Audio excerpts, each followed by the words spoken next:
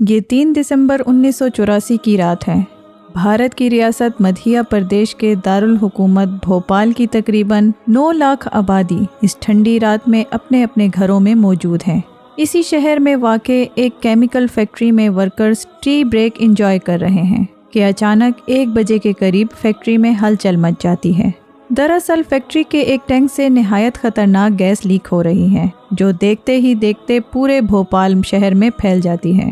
اس بھیانک رات کی صبح ہونے پر اس شہر کی ہر ایک گلی، ہر سڑک پر انسانوں اور جانوروں کی لاشیں نظر آ رہی ہیں۔ کوئی اپنے گھر میں بستر پر ہی گہری نیند سو گیا تو کوئی گلیوں میں بھاگتے اور کھانستے موت کی وادی میں اتر گیا۔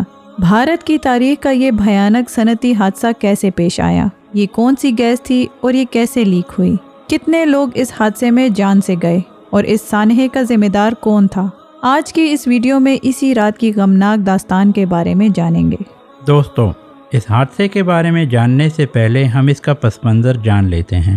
1960 کی دہائی میں ہندوستان کی حکومت نے بین الاقوامی کمپنیز کے ساتھ معاہدہ کرنے اور ان کو بھارت میں کاروبار شروع کرنے کی دعوت دینے کا فیصلہ کیا۔ ایک امریکن کیمیکل کمپنی کی طرف سے بھارت کو ایک آفر ہوئی جسے بھارت نے اپنی چند شرائط منوا کر قبول کر لیا۔ اس کمپنی کا نام یونین کاربائڈ کارپوریشن یا UCC تھا۔ یونین کاربائڈ نے اپنی اس کمپنی میں مزید انویسٹمنٹ کرنے اور اس کا ایک نیا پلانٹ بنانے کا فیصلہ کیا۔ اس کمپنی کا نام یونین کاربائڈ انڈیا لمیٹڈ یعنی UCIL تھا۔ اس کمپنی کے 22% شیئرز بھارتی حکومت کے پاس تھے۔ 1980 کی دہائی میں بھارت میں قحط سالی کے باعث فصلوں کی پیداوار میں شدید کمی ہوئی، جس کی وجہ سے پیسٹی کی مانگ بھی کم ہو گئی۔ کسانوں کے مالی حالات اب اس قابل نہ تھے کہ وہ اپنی فصلوں کے لیے کیڑے مار دوا خرید سکیں۔ اس صورتحال کا اثر UCIL پر بھی ہوا۔ 7 کی فروخت میں بے تحاشا کمی ہوئی۔ اسی وجہ سے 1984 میں اس پلانٹ میں 7 کی پروڈکشن بہت کم کر دی گئی، یہاں تک کہ اس پلانٹ کو بند کرنے کے حوالے سے بھی مشورے جاری تھے۔ کچھ ماہ بعد یہاں کیڑے مار دوا یعنی 7 بننا بند ہو گئی تھی۔ البتہ اسے بنانے کے لیے استعمال ہونے والی اضافی MIC گیس اب بھی یہاں سٹور کی ہوئی تھی۔ اس کی سٹوریج کے لیے 3 ٹینک موجود تھے۔ ہر ایک ٹینک کی سٹوریج کیپیسٹی 68,000 لیٹر تھی۔ ان ٹینکس کو صرف 50% تک بھرا جا سکتا تھا۔ اس سے زیادہ فل کرنے پر پریشر بڑھ جانے کا خطرہ تھا۔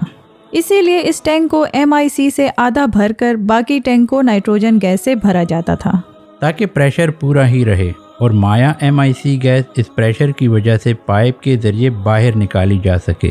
البتہ حادثے کے دن سے چند دن پہلے ایک ٹینک میں کچھ خرابی پیدا ہو گئی جس کی وجہ سے اس میں نائٹروجن نہ بھری جا سکی۔ اس کا مطلب یہ تھا کہ اب MIC اس ٹینک سے باہر نہیں نکالی جا سکتی تھی کیونکہ پریشر پورا نہیں تھا۔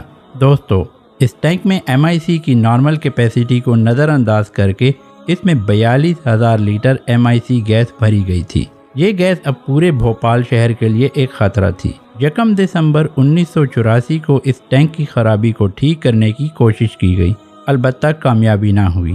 دوستو، 2 دسمبر 1984 کے دن بھی یہ ٹینک خراب ہی رہا۔ اس میں موجود 42,000 لیٹر گیس ایک خطرہ تھی، لیکن پلانٹ کا عملہ اس صورتحال کی سنگینی کو سمجھ نہیں رہا تھا۔ رپورٹس کے مطابق 2 دسمبر کی شام کو اس ٹینک کے اندر پانی داخل ہو گیا تھا۔ دراصل اس ٹینک سے ملحقہ پائپس کو پانی سے صاف کیا جاتا تھا۔ بعض رپورٹس کے مطابق کسی ورکر نے یہ پانی کافی دیر تک کھلا ہی رہنے دیا تھا۔ دوستو، اس پانی نے مایا MIC گیس کے ساتھ ری ایکشن شروع کر دیا تھا۔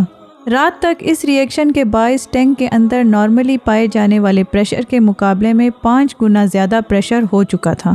کچھ سٹاف ممبرز نے اس تبدیلی کا نوٹس بھی کیا، لیکن تھوڑا بہت گیس کا لیک ہونا ان کے لیے معمول کی بات تھی۔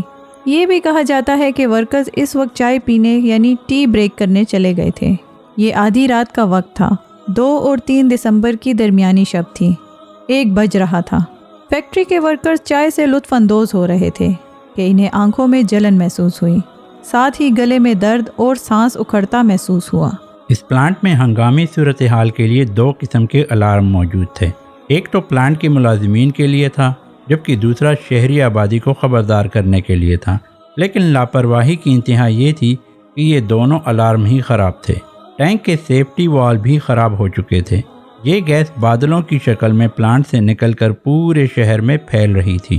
جب صورتحال بے قابو ہو گئی تو ملازمین نے پلانٹ چھوڑنا شروع کر دیا کیونکہ اب صورتحال ان کے ہاتھ سے نکل چکی تھی۔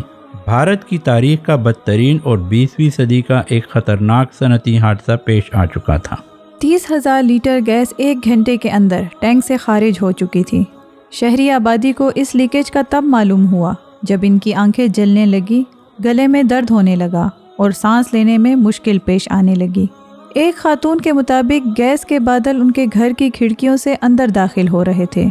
لوگ ڈرے سہمے گھروں سے باہر بھاگنے لگے۔ گلیوں میں سڑکوں پر ہر طرف ایک قیامت کا سا سما تھا۔ لوگ بھاگ رہے تھے، کھانس رہے تھے، ان کی بینائی ان کا ساتھ چھوڑ رہی تھی۔ بھوپال کے ہسپتالوں میں اس طرح کے بڑے حادثات سے نپٹنے کی صلاحیت بالکل بھی نہیں تھی۔ ان کے عملے اور ڈاکٹرز کی ٹریننگ ہی نہیں تھی کہ ایسے حالات میں کیا کرنا چاہیے، اس گیس سے کیسے بچنا ہے۔ ساری رات اسی افراتفری میں گزر گئی۔ صبح ہونے پر پتہ چلا کہ یہ رات اس شہر کے لگ بھگ 15,000 افراد کو نگل چکی ہے۔ 42,000 لیٹر گیس آبادی میں پھیلنے کے بعد سڑکوں پر ہر جانب لاشیں پڑی ہوئی تھیں۔ یہاں تک کہ جانور بھی اس گیس کا شکار ہو چکے تھے، پودے تک اس گیس سے مرجھا گئے تھے۔ اس حادثے سے کل 20,000 کے قریب افراد جاں بحق ہوئے، جبکہ 6 لاکھ کے قریب افراد اس گیس سے شدید متاثر ہوئے۔ حادثے کے نتیجے میں بچ جانے والے افراد اندھے پن، کینسر اور پھیپھڑوں کی بیماریوں میں مبتلا ہو گئے۔ یہاں آج بھی کچھ بچے ایب نارمل پیدا ہوتے ہیں۔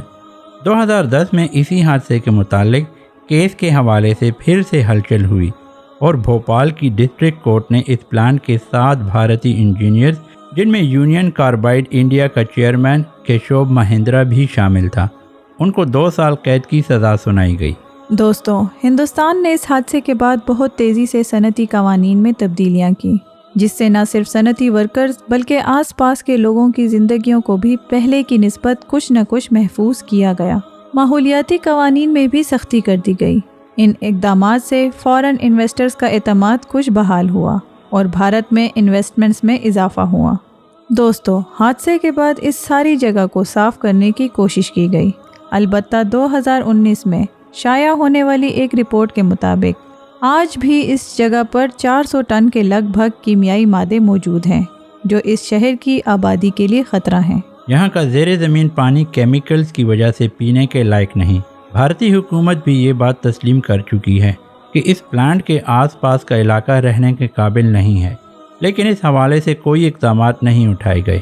38 سال گزرنے کے بعد بھی بھوپال کے لوگ اس حادثے کو بھلا نہیں پائے۔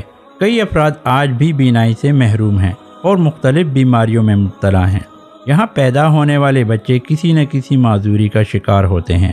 یہ لوگ اب تک کئی بار اپنے حق کے لیے آواز اٹھا چکے ہیں۔ انسانی حقوق کی کئی تنظیمیں بھی یہاں کا وزٹ کر چکی ہیں، البتہ ابھی تک وہاں خوشگوار صورتحال نہیں ہے۔ ہم امید کرتے ہیں MKTV کی یہ ویڈیو بھی آپ کو پسند آئی ہوگی۔ ہمیں کامنٹس کر کے ضرور اپنی رائے سے آگاہ کریں۔ آج کے لیے اتنا ہی دوستو، نیکسٹ ویڈیو تک کے لیے اللہ حافظ۔